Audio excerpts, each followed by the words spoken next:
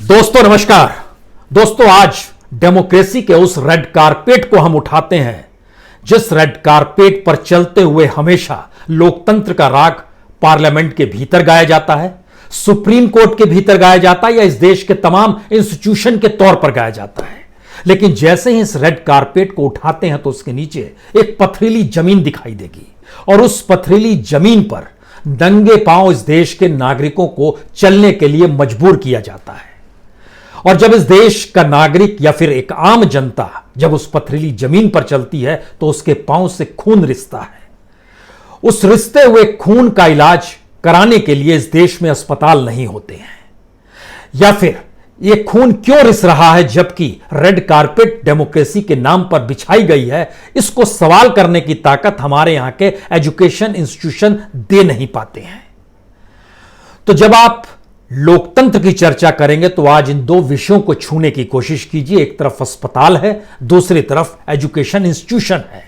दुनिया भर में संकट एक सलीके से एक तरीके से एक जैसा आया, लेकिन भारत के भीतर अस्पताल नहीं बचे। अस्पताल है ही नहीं, बेड्स है ही नहीं, वेंटिलेटर है ही नहीं। जितनी बड़ी तादाद में मरीजों का जिक्र दिल्ली जैसी जगह में हो रहा है।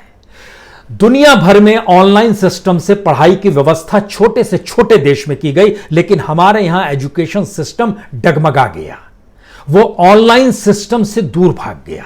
हमारे यहां इंटरनेट भी अभी भी लोगों को इस रूप में जोड़ नहीं पा रहा है जहां कोई प्रोफेसर पढ़ाए और तमाम छात्र अपने अपने घरों में बैठकर ऑनलाइन पढ़ाई कर ले। यह भी स्थिति इस देश के भीतर में इंफ्रास्ट्रक्चर की नहीं है। तो क्या हम मौजूदा वक्त में इतने पारदर्शी तरीके से इतने गरीब नजर आ रहे हैं? यानी कोई बेसिक चीज इस देश के भीतर में नहीं है। हमें लगता है कि आज लोकतंत्र की परतों को उठाते वक्त एक चीज आपके जहन में और आनी चाहिए।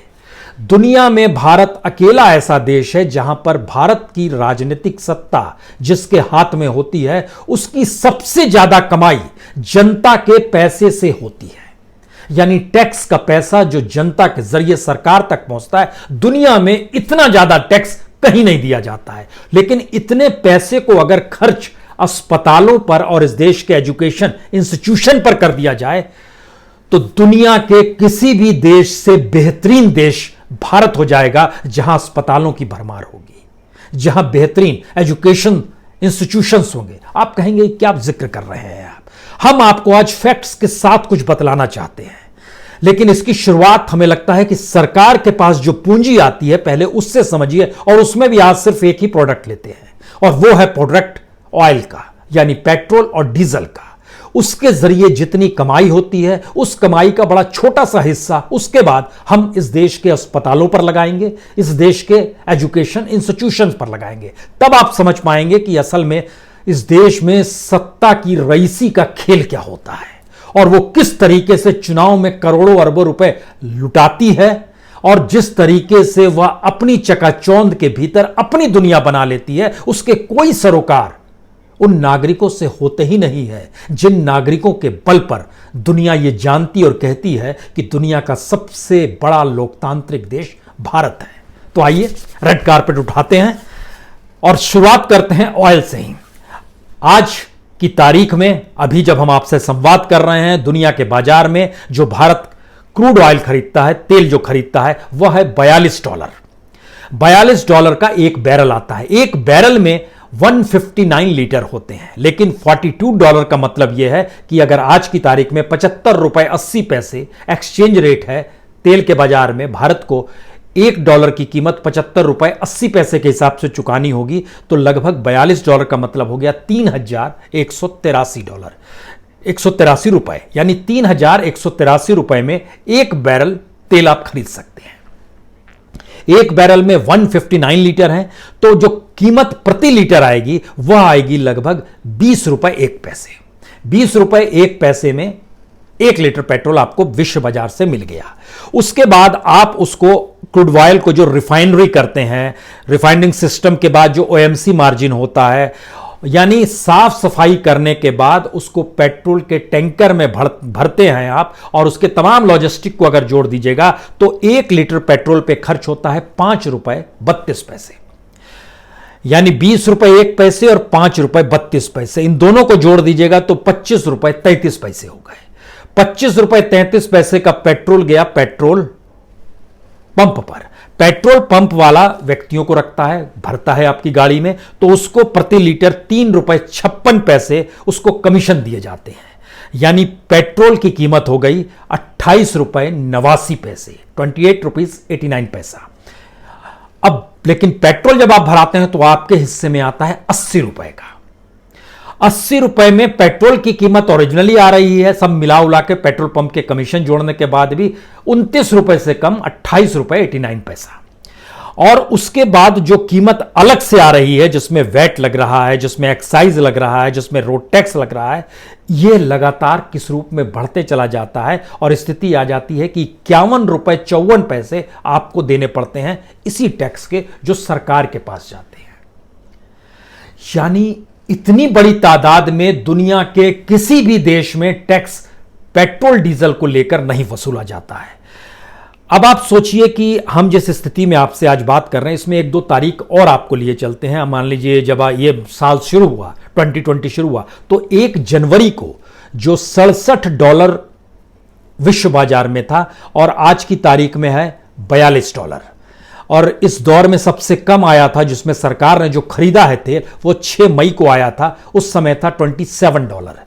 इन तीनों परिस्थितियों को नापते हुए जब आप मौजूदा वक्त में खड़े होंगे तो आपको यह जानकर हैरत होगी कि 51.54 रुपए आज आप टैक्स पेट्रोल में देते हैं, और दूसरी तरफ डीजल जब आप लेते हैं तो डीजल में सिर्फ 27.35 रुपए प्रति लीटर पहुंचता है, और उसमें भी जो आप लगभग 49.38 रुपए टैक्स दे देते हैं। यानी 100 रुपए का तेल खरीदते हैं, उसमें 30 रुपया तेल रहता है और 70 रुपए टैक्स में चला जाता है। लेकिन भारत सरकार यही नहीं रुकती है। भारत सरकार कोई कॉरपोरेट नहीं है जहां वो कमाने निकली है, वो कोई इंडस्ट्री भी नहीं है कि कोई प्रोडक्शन कर रही है। भारत सरकार का मतलब ये होता है कि वह इस देश के नागरिकों को सुविधा दे और सुविधा के अनुकूल इस मार्जिन के साथ जिंदगी जीने की व्यवस्था करे, जिसमें हर किसी को जीने का अधिकार मिल जाए। संविधान में यही तो दर्ज है। लेकिन सरकार ने क्या किया, टैक्स लेने की एक अलग स्थिति है, उसने एक और व्यवस्था 2017 में कर दी। उसने कहा कि लगभग 10% इथेनॉल जो है हम 1 लीटर पेट्रोल में मिलाएंगे। इथेनॉल का मतलब यह होता है, इसको हम लोग नेचुरल फ्यूल कहते हैं, इसमें शुगर और स्टार्च मिला हुआ रहता है। लेकिन इसकी भारत के मार्केट में कीमत आती है 1 लीटर इथेनॉल की $47.90। अब आप सोचिए कि उस $47.90 इथेनॉल है और पेट्रोल आप खरीद रहे हैं 80 रुपए।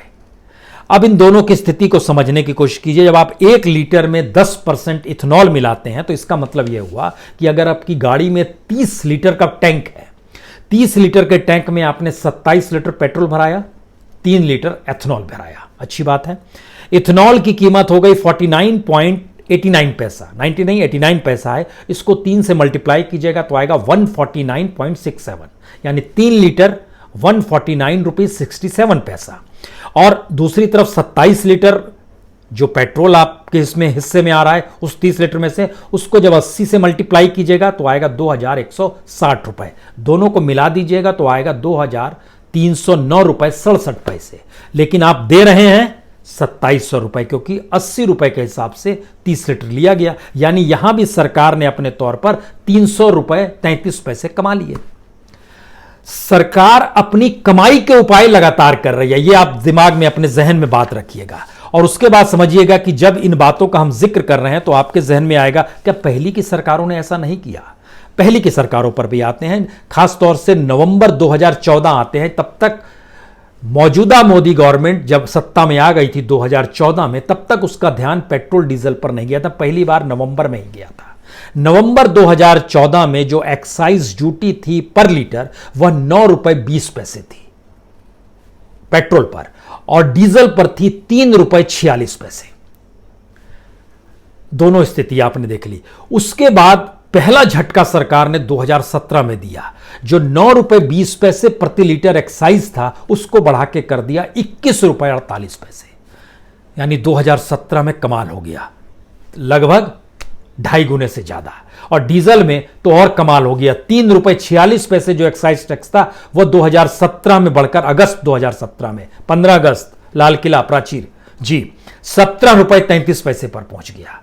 यानी डीजल और पेट्रोल की कीमत लगभग एक बराबर आने की शुरुआत 2017 में होती है। और मई जो लास्ट महीने का जब ये जानकारी आई, उसमें 6 मई को सरकार ने बढ़ाकर एक्साइज ड्यूटी कर दी 32 रुपए 98 पैसे। इसमें रोड सेस भी जोड़ दिया गया।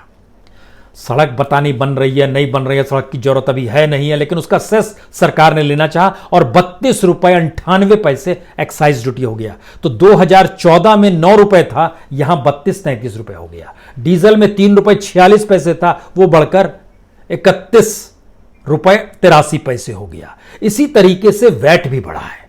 वैट 20% था 2014 में, जो आज की तारीख में 30% हो गया। डीजल में 12.5% था, जो बढ़कर 30% हो गया। अब इसका असर क्या है और सरकार की कमाई क्या है और उस पैसे का क्या उपयोग हो सकता है, हम इस पर भी आए। उससे पहले एक चीज और जान लीजिए, इस देश के भीतर में डीजल इंडस्ट्री लगभग खत्म हो गई। डीजल गाड़ियां जो बनाती थी खत्म हो गई। 2013-14 में लगभग 50% डीजल गाड़ियां बिका करती थी। लेकिन आज की तारीख में जब हम आपसे बात कर रहे हैं, वो घटते घटते घटते घटते घटते 9% पे आ गई है, जो वो इसीलिए बिक रही है क्योंकि वो बनी हुई थी। क्योंकि पेट्रोल और डीजल की कीमत अगर एक सरीकी हो जाएगी तो क्या असर होगा। अब इसके पैरेलल में आइए कि डीजल का सबसे ज्यादा उपयोग इस देश के भीतर में एग्रीकल्चर से जुड़ा हुआ है। किसान भी करता है, ट्रक्स में भी होता है, ट्रैक्टर में भी होता है। और एक ऐसी इकोनॉमी है जहां पर एग्रीकल्चर इकोनॉमी पे सबसे ज्यादा मार डीजल की पड़ती है। लेकिन डीजल की कीमत बढ़ते बढ़ते ना सिर्फ पेट्रोल के पैरेलल में आकर खड़ी हो गई, बल्कि जितनी बड़ी तादाद में वो बढ़ी है वह इसलिए स्थिति है क्योंकि भारत के भीतर जो एमएसपी है, इसको भी जरा समझने की कोशिश कीजिए कि हमारे यहां पेट्रोल डीजल लगभग बीते 15 दिनों का जिक्र हम करें, 15-16 दिनों में लगातार पेट्रोल डीजल की कीमत बढ़ी है। 12% की कीमत बढ़ गई है। लेकिन साल भर में जो धान का एमएसपी है वो 2.9% बढ़ा है, ज्वार 2.7% बढ़ा है, मक्का 5% बढ़ा है, मूंग दाल 2% बढ़ी है, अरहर दाल 3.4% बढ़ी है, सोयाबीन 4.5% बढ़ा है। उसकी तुलना में पेट्रोल डीजल 12% बढ़ गया। इसके बाद एक और चीज लीजिए, आरबीआई खुद जानकारी दे रहा है, एसबीआई के डाटा निकल कर आ रहे हैं कि इस देश में प्रति व्यक्ति आय लगभग 5% कम हो गई। अब अगर प्रति व्यक्ति आय कम हो गई और उसकी जिंदगी जीने की जिन गाड़ी को चलाना है डीजल पेट्रोल के जरिए, उसकी कीमत में बीते 15 दिनों में 15% से ज्यादा का इजाफा, 12 से 15% इजाफा हो रहा है। और अगर 4 साल का जिक्र कर रहे हैं तो वह दुगने से ज्यादा का इजाफा टैक्स के जरिए हो रहा है। तो फिर जिंदगी पे कैसे असर पड़ेगा, पहली बात यह हुई। इसके बाद दूसरी स्थिति यह है कि सरकार का ध्यान क्या वाकई सिर्फ अपनी कमाई पर है। तो हमने यह जानना चाहा कि सरकार कितना कमा लेती है जब वो पेट्रोल डीजल की कीमत को बढ़ाती है, तो उसके हिस्से में कितना पैसा आता होगा। यह जानकारी अलग अलग तरीके से आई। और ऐसा भी नहीं है कि पहले सरकार नहीं कमाती थी, लेकिन अभी की तुलना में बहुत कम। जैसे सेंट्रल गवर्नमेंट जब मनमोहन सिंह की सरकार थी, आखिरी वक्त में जब चल रही थी, वो 90 से 99 हजार करोड़ रुपए एक साल में कमाती थी, जो उसको एक्साइज के जरिए मिल जाता था। एक्साइज प्लस टैक्स ले लीजिए। लेकिन 2017 में यह बढ़कर 2,72,000 करोड़ हो गया। यानी 99,000 करोड़ से बढ़कर 2,72,000 करोड़ की कमाई एक्साइज और सेस के जरिए सेंट्रल गवर्नमेंट की होने लगी। और वेट तो अलग से है जो स्टेट गवर्नमेंट का है। और ये बढ़ते बढ़ते स्थिति ये आ गई कि जो एक दुनिया की जानी मानी कंपनी है केयर रेटिंग, उसके इकोनॉमिस्ट है मदन सबनवेस, उन्होंने जानकारी दी कि तकरीबन सरकार जो है हर साल 5.5 लाख करोड़ रेवेन्यू उसको सिर्फ तेल से होता है। 5.5 लाख करोड़। और उसमें सेंटर के हिस्से में आता है 3 लाख करोड़ और स्टेट्स के हिस्से में आता है 2.5 लाख करोड़। अब आप सोचिए कि अगर 3 लाख करोड़, हम यही मान लें कि ये 3 लाख करोड़ को सिर्फ 3-4 साल ही जोड़ें, यानी 10। मल्लिकार्जुन ने 2018 में पार्लियामेंट के भीतर कहा था, कांग्रेस के नेता है, उन्होंने कहा था इस सरकार ने लगभग पहले 4 साल में 11 लाख करोड़ की कमाई की है तेल से। हमारा सवाल ये नहीं है आप कितनी भी कमाई कर लीजिए लेकिन उसका उपयोग क्या करते हैं। अब आइए बेसिक सवाल पर। इस देश के भीतर में जितने अस्पताल हैं उन अस्पतालों की तादाद है 23,582 और उसमें टोटल बेड्स जो हैं मरीजों के लिए वह है 7,01,761 बेड। और उसके अलावा आयुष के डिस्पेंसरी को जोड़िए, जो खास तौर से इस देश के भीतर में CGHS है उसको जोड़िए, हेल्थ सब सेंटर्स हैं या प्राइमरी हेल्थ सेंटर है, सबको भी जोड़ते चले जाइएगा। तो अलग अलग तरीके से जब बांटना शुरू कीजिएगा तो दुनिया के बाजार में भारत का हेल्थ सिस्टम सबसे कमजोर नजर आएगा, और उसमें खास तौर से बिहार, छत्तीसगढ़, झारखंड, मध्य प्रदेश, राजस्थान, उत्तर प्रदेश, इनकी हालत और बदहाल है, जहां पर तकरीबन आधा भारत रहता है। यानी इन सबको मिला दीजिएगा तो लगभग 50 करोड़ से ज्यादा लोग इन्हीं 5-6 राज्यों में रहते हैं। वहां की स्थिति और बिगड़ी हुई है।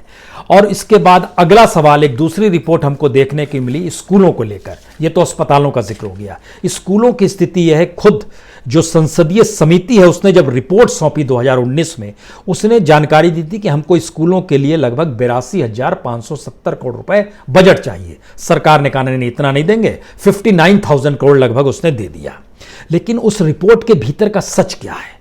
उसने बताया 56% स्कूल में इलेक्ट्रिसिटी नहीं है, 57% स्कूलों में प्लेग्राउंड नहीं है, 40% स्कूलों में बाउंड्री वॉल नहीं है।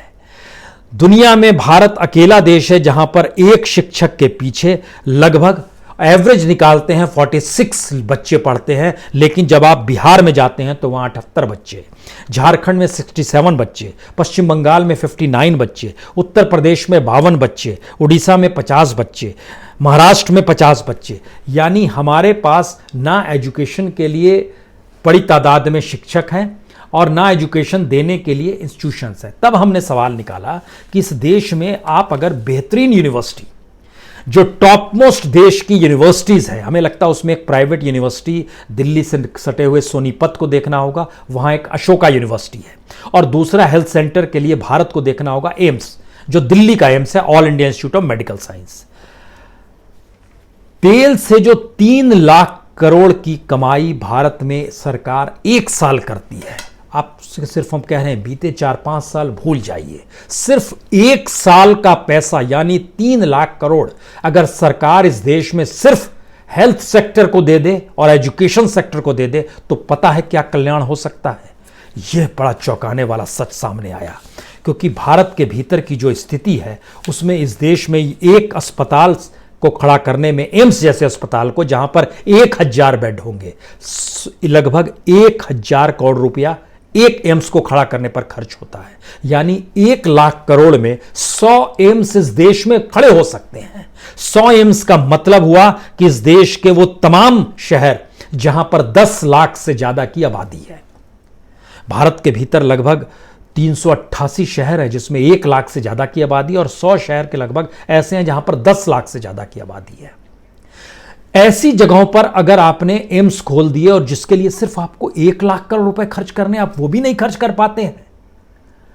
और इस देश के भीतर में यूनिवर्सिटी खर्च करना, अगर लैंड की कीमत को हटा देते हैं तो लगभग 500 करोड़ में एक यूनिवर्सिटी बन सकती है। लेकिन हमको लगता है आप कॉमर्शियल लैंड की कीमत भी जोड़ लीजिए तो भी एक यूनिवर्सिटी खड़े करने में आपको 800 से 900 करोड़ से ज्यादा आपको नहीं लगेगा, या उसको 1000 करोड़ उसको भी कर दीजिए तो आप 100 टॉप मोस्ट यूनिवर्सिटी इस देश के भीतर में 1 लाख करोड़ में खर्च कर सकते हैं। और हम तो आपसे सिर्फ तेल के जरिए जो आपकी कमाई है 3 लाख करोड़ की 1 साल के भीतर में, सिर्फ वही मांग रहे हैं इस देश के हेल्थ सिस्टम को ठीक करने के लिए और एजुकेशन सिस्टम को ठीक करने के लिए, लेकिन आप वह भी दे पाने की स्थिति में नहीं है।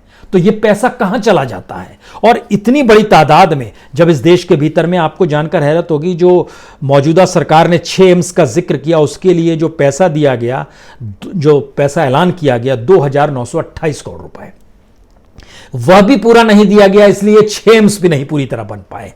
किसी में ओपीडी चालू नहीं हुआ है, किसी में दीवार खड़ी नहीं करी है, किसी में इक्विपमेंट्स अभी तक नहीं आया है। तो सिर्फ तेल की कमाई जो जनता दे रही है टैक्स, उस पैसे को भी आप कन्वर्ट कर पाने की स्थिति में नहीं है, क्योंकि एक प्रॉफिट बेस्ड इकोनॉमी आपने इस देश की सत्ता से जोड़ दी है। सत्ता को कमाई चाहिए, और कमाई का चेहरा आप जानना चाहते हैं क्या इतना हसीन है? उस कमाई का चेहरा यह है। पहली बात तो यह जान लीजिए कि उस कमाई का चेहरा मौजूदा वक्त में वायरस को लेकर है। सरकार ने अपने तौर पर जरूर कह दिया कि दिल्ली में अब जो निजी अस्पताल है वहां पर आइसोलेशन बेड जो होंगे 8 से 10 हजार रुपए में आपको मिल जाएगा। आईसीयू में आपको 13 से 15 हजार में भर्ती हो जाएंगे। आईसीयू विद वेंटिलेटर आप लगभग 15 से 18 हजार में। ऐसा नहीं है। हम आपको 2 रेट बताने वाले हैं। एक रेट है सबसे top most chain of hospitals जिसके है, और दूसरा रेट है दिल्ली जैसी जगह में सुपर स्पेशलिटी के साथ हॉस्पिटल्स जो खुले हुए हैं। हॉस्पिटल्स का नाम लेना ठीक नहीं है, सिर्फ दिल्ली बता दे रहे हैं, आप जरा समझने की कोशिश कीजिएगा। जो चेन ऑफ हॉस्पिटल्स जिनके देश भर में है, उनकी कीमत है जनरल वार्ड में आज भी 25,090 रुपए वह लेते हैं विद टैक्स। ट्विन शेयरिंग अगर एक रूम में 2 मरीज हैं तो 27,190 रुपए एक दिन का, ये बता रहे हैं आपको। जो आइसोलेशन प्राइवेट रूम अगर चाहिए तो आपको 30,490 रुपए देने होंगे। आईसीयू में अगर आपको भर्ती किया गया तो वहां वेंटिलेटर आपको उपलब्ध नहीं होगा, आपको 53,350 रुपए देने होंगे। और अगर वेंटिलेटर के साथ आईसीयू में आप भर्ती हो गए तो आपको 72,500 रुपए देने होंगे। और एम्बुलेंस जो आपको घर ले जाने आएगी और घर वापस छोड़ने जाएगी, उसकी कीमत अलग से ली जाएगी, ब्लड की कीमत अलग से ली जाएगी। और जो सुपर स्पेशलिटी हॉस्पिटल है दिल्ली जैसी जगह में, वहां भी आज की तारीख में एक बेड लेने के लिए, जिसमें 3 बेड रहेंगे, वहां पर आपको 40,000 रुपए देने होंगे। सिंगल रूम चाहिए, सिंगल बेड चाहिए, आपको 50,000 रुपए देने होंगे। आईसीयू में भर्ती होना है, 75,000 रुपए देने होंगे। आईसीयू विद वेंटिलेटर चाहिए तो 1 लाख देने होंगे। अब आप सोचिए, जो हम आपसे 3 लाख करोड़ मांग रहे थे, उसका मकसद सिर्फ एक ही था, इस देश के भीतर में 100 एम्स खड़े हो जाएंगे 100 शहरों में। इस देश के भीतर में 100 शहरों में 100 टॉप मोस्ट यूनिवर्सिटीज बन जाएगी। इस देश के भीतर में वेंटिलेटर्स जिनको पीएम केयर्स के जरिए 4 लाख कीमत लगाई गई है, लेकिन आईआईटी रुड़की ने कहा है कि हम तो इसको मौजूदा वक्त में बहुत सस्ते में बना देंगे। और देश के भीतर प्रोडक्शन को लेकर कहा जा रहा है 1 से 1.5 लाख में हम एक वेंटिलेटर बनाने की स्थिति में है। इस देश के भीतर में लगभग आप 10 लाख वेंटिलेटर भी खरीद सकते हैं। हमें सिर्फ पैसा चाहिए, जो तेल का पैसा था, जो जनता की जेब से आपने निकाला था, वह पैसा दे पाने की स्थिति में भी नहीं आ पा रहे हैं। और खास तौर से अब वह लोग जो विदेश जाना चाहते हैं, उनके लिए अमेरिका ने तो एक झटका दे दिया, लेकिन उस झटके के साथ झटका दिया, H1B वीजा बंद कर दिया है। आप कहेंगे क्या असर पड़ेगा? पिछले साल H1 वीजा के तहत 1,88,123 लोगों को दिया गया, जिसमें रिन्यूअल भी थे। उसमें इंडियंस की तादाद 1,31,000 थी जो जा रहे थे वहां पर, आईटी प्रोफेशनल्स। और जो L1 वीजा दिया जाता है, जिसमें इंटर्न होते हैं, ट्रेनी होते हैं, टीचर्स होते हैं, या फिर समर वर्क ट्रैवल कराने, प्रोग्राम कराने वाले, यानी स्पेशलाइज्ड लोग होते हैं, उनके लिए 76,988 वीजा जारी किया गया पिछले साल। उसमें भारतीयों की तादाद 18,354 थी। अब ये लोग भारत में ही रह जाएंगे। जब इन बातों का जिक्र करें तो आखिरी बात बताएं, लूटने की परिस्थितियां क्या होती हैं। जो वंदे मातरम एयर इंडिया चला रहा था, अमेरिका ने उस पर रोक लगा दी। क्यों रोक लगाई? अमेरिका का कहना है कि एयर इंडिया जो है, जो यात्रियों को अमेरिका से भी इंडिया ला रहा है, वहां टिकट में 50% ज्यादा ले रहा है। और इस दौर में कम से कम आप कमाई के जरिए जब एयर इंडिया चला रहा है तो यह स्थिति बर्दाश्त नहीं की पाएगी। यह यात्रियों के साथ धोखा है। और दूसरी तरफ अमेरिकन एयरलाइंस को इंडिया आने भी नहीं दिया जा रहा है। यानी इस क्राइसिस के दौर में भी किस रूप में कमाई हो रही है या कमाई की जाती है, ये एक अजीबोगरीब परिस्थितियां। वेट लगा देंगे, एक्साइज बढ़ा देंगे, सेस लगा देंगे, टिकट की कीमत ज्यादा कर देंगे। यानी जनता क्राइसिस में आती जा रही है। लोकतंत्र के रेड कारपेट को उठाकर नंगे पांव चलते हुए आपके पांव से खून रिस रहा है, वह खून और ज्यादा निकल जाए, इसकी तैयारी मौजूदा वक्त में सरकारें करती हैं। इससे ज्यादा विभत्स स्थिति क्या हो सकती है? बहुत बहुत शुक्रिया, बहुत बहुत शुक्रिया।